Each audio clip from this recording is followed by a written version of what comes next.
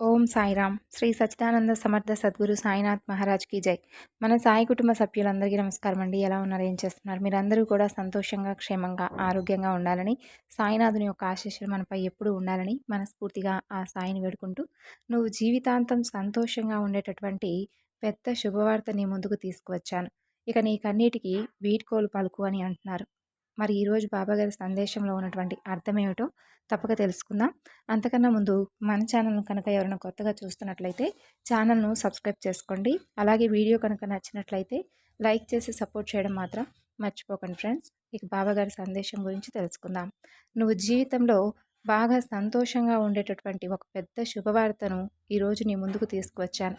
ఇక నీకన్నిటికీ వీడుకోలు పలుకు. నీ మనసును అనవసరంగా కలత చెందే విధంగా చేసుకోవద్దు. చేసినటువంటి ప్రతి పాపం అప్పులాగా ఎవరైతే నిన్ను బాధ పెట్టారో వారందరూ కూడా వడ్డీతో సహా కాలం అనేది వారికి తీర్చే తీరుతుంది. చేసేటటువంటి ప్రతి పుణ్యం పొదుపు లాంటిది. అది పొదుపు ఖాతాలో వేసినట్లుగా అవుతుంది. కాబట్టి నీకు ఆపద సమయంలో తప్పకుండా నిన్ను ఆదుకునేలా చేస్తుంది. జరిగిపోయినటువంటి గతం గురించి, అలాగే నిన్ను బాధ పెడుతున్న వారి గురించి పదే పదే ఆలోచిస్తూ ఉంటే ప్రతిరోజు కూడా నువ్వు ఇలాగే నిరాశ నిస్పృహతో మిగిలిపోయి ఉంటావు. నీ గురించి మాత్రమే నువ్వు ఆలోచించుకొని ఈ జీవితాన్ని కొనసాగిస్తూ ఉండు. అప్పుడు నువ్వు బలపడతావు. అదే పక్కవారి గురించి ఆలోచిస్తూ వారి మాటలకు, అలాగే వారి చేతలకు నువ్వు బలహీనపడిపోతూ ఉంటే ప్రతిరోజు కూడా నీ జీవితాన్ని అంధకారంలోకి నీ చేతులారా నువ్వే నెట్టివేసుకున్న వాడివవుతావు. నువ్వు అనుకోవచ్చు, నీ కన్నీళ్లను, అలాగే నీ కష్టాలను ఎవ్వరూ కూడా గమనించడం లేదేమో అని. నీ బాధను కూడా ఎవరూ గుర్తించడం లేదేమోనని భ్రమపడుతున్నావు. నీ కష్టాలు ఎవరూ కూడా తీర్చడం లేదని అపోహపడుతున్నావు. కానీ ప్రతి ఒక్కటి కూడా భగవంతుడు గమనిస్తూ ఉంటాడని మాత్రం మర్చిపోతున్నావు. ఎవరి కోసమో, అలాగే ఎవరి మాటల వలన నువ్వెందుకు అలా ఆగిపోవాలి చెప్పు? ప్రపంచం ఎప్పుడూ కూడా ఒకేలా సాగిపోదు. నువ్వుంటే నీతో పాటు కలిసి నడుస్తుంది, లేకపోతే ఇంకొకరితో కలిసి నడుస్తుంది. కాబట్టి నువ్వుండే తీరు, అలాగే నువ్వు ప్రవర్తించేటటువంటి తీరు, ఇవన్నీ కూడా నీ ఎదుగుదలకు మూలమవుతాయి. నువ్వు గడిపేటటువంటి సమయం నీ భవిష్యత్తు ఏమిటో నిర్ణయించేలా చేస్తుంది. నువ్వు అవసరం లేదని అనవసరం అనుకుంటూ ఉన్నవారికి నిన్ను అత్యవసరం అనిపించేలా చేస్తుంది కాలం. కాబట్టి ఆ రోజు వచ్చేంత వరకు నువ్వు ఓపికగా ఎదురు చూస్తూ ఉండాలి. ఒకటైతే నిజం, ఈ ప్రపంచంలో నీలా ఉండేది, ఉండబోయేది, అలాగే ఉండాల్సింది కేవలం నీకు నువ్వు మాత్రమే. అందుకే ఎవరినీ కూడా అతిగా నమ్మవద్దు. ఎవరిపై కూడా అతిగా ప్రేమను పెంచుకోవద్దు. అలాగే ఎవరినీ కూడా అనుకరించి వారి దారిలో నువ్వు వెళ్ళవలసినటువంటి అవసరం అంతకన్నా లేదు. జీవితంలో వచ్చేటటువంటి ప్రతి సమస్యను ఒక ఆటగా తీసుకో. అలా తీసుకొని దానిని ఎప్పటికప్పుడు ఆ సమస్య గురించి పరిష్కరించు.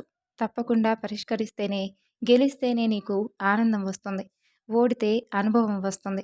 గెలుపు గర్వానికి పునాది వేస్తే, ఓటమి నీ తెలివితేటలకు పునాది వేసేలా చేస్తుంది.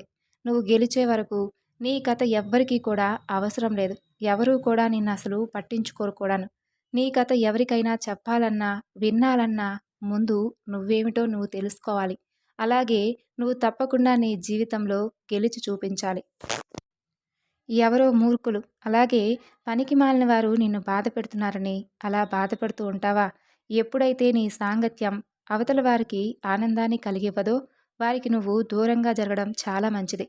బహుశా అదైనా వారికి ఆనందం కలిగించవచ్చేమో. మందేముంది, వారి ఆనందంలోనే మన ఆనందం అనేటటువంటి ఆలోచనతో బతికేస్తే చాలు. కాబట్టి ఇప్పటికైనా జరిగిపోయినటువంటి గతం గురించి, నిన్ను బాధ పెట్టిన వారి గురించి ఆలోచిస్తూ అక్కడే ఆగిపోవద్దు. భవిష్యత్ గురించి ఎక్కువగా ఆలోచన చెయ్యి. అలా ఎక్కువగా ఆలోచించే వారికే భయం ఉంటుంది. గతం గురించి ఎక్కువగా ఆలోచించే వారికి బాధ తప్ప ఏమీ మిగలదు. ఏదో జరుగుతుందని ఆశిస్తూ కూర్చుంటే ఎలా చెప్పు? ఏదైనా జరిగితే చూసి ఆశ్చర్యపడితే ఎలా చెప్పు? ఏది జరగాలనుకుంటావో అదే జరిగే వరకు అలుపెరగకుండా, విశ్రాంతి తీసుకోకుండా నిరంతరము కూడా నీ వంతు నువ్వు కృషి చేస్తూ ఉండు. ఆశించినటువంటి ఫలితం రానప్పుడు నిరుత్సాహం చెందడం సహజమే. అందుకోసం అక్కడితో ఆగిపోతే రేపన్న రోజు నువ్వేమిటో ఈ ప్రపంచానికి ఎలా నిరూపించుకుంటావు చెప్పు? నిజం చెప్పాలంటే విజయం అస్సలు గొప్ప కాదు. సాధించిన వారు కూడా గొప్ప కాదు. బాధపడటం అంతకన్నా గొప్ప కాదు. బాధను తట్టుకునేవారే నిజమైనటువంటి గొప్పవారు. బాంధవ్యాలు కూడా గొప్ప కాదు. వాటిని నిలబెట్టుకునేవారే నిజమైనటువంటి గొప్పవారు. నేను నిన్ను అన్ని వేళలా స్వస్థపరిచే విధంగా చూసుకుంటున్నాను. నిన్ను ఎప్పుడూ కూడా ఆశీర్వదిస్తూ ఉంటున్నాను. నిన్ను జాగ్రత్తగా కాపాడుకుంటూ వస్తున్నాను. మీరు ఒక అద్భుతం కోసం ఎదురు చూస్తూ ఉన్నారు. మీరు ఇప్పటికీ కూడా నన్ను నమ్మడం లేదా? గతంలో నీ కోరికలు తీర్చినటువంటి నీ బాబానే నేను.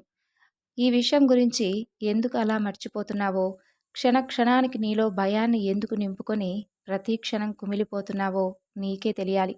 నా మీద నీకు ఎందుకు స్థిరమైనటువంటి విశ్వాసం కుదరడం లేదు? మీకు ఆలోచన ఇవన్నీ కూడా అవసరం లేవా? కేవలం మీ పని పూర్తయితే చాలా. అంతే తప్ప ఈ సాయి మాత్రం జ్ఞాపకం ఉండడా? మిమ్మల్ని రక్షించడానికి వచ్చేటటువంటి నీ బాబా ఈ సాయిని ఒక్కసారి మనసారా తలుచుకో. నేను నీకు గతంలో ఎన్నోసార్లు నీ కోరికలు, సమస్యలు వాటన్నిటినీ కూడా పరిష్కరించాను. కాకపోతే ప్రస్తుతం నీ మనసంతా కూడా చాలా బాధతో ఉండడం వలన నీకసలు ఈ లోకంలోనూ, ఈ ప్రపంచంలోనూ, నీ జీవితంలోనూ ఏం జరుగుతుందో అర్థం కాక గందరగోళమైనటువంటి పరిస్థితిలో ఉన్నావని నేను అర్థం చేసుకుంటాను. ఇలాంటి సమయంలోనే నువ్వు ఎక్కువగా బాధకు గురవ్వకుండా నీ మనసును ప్రశాంతంగా ఉంచుకునేటటువంటి పనులను నీకు నువ్వుగా ఎంచుకో.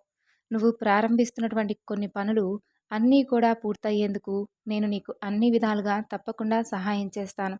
ఇన్ని రోజులు ఆలస్యం జరిగిందని నిన్ను ఎవరైతే బాధ పెట్టారో వారి గురించి ఆలోచిస్తూ నువ్వు చేయవలసినటువంటి పనిని కూడా మధ్యలో ఆపివేశావు.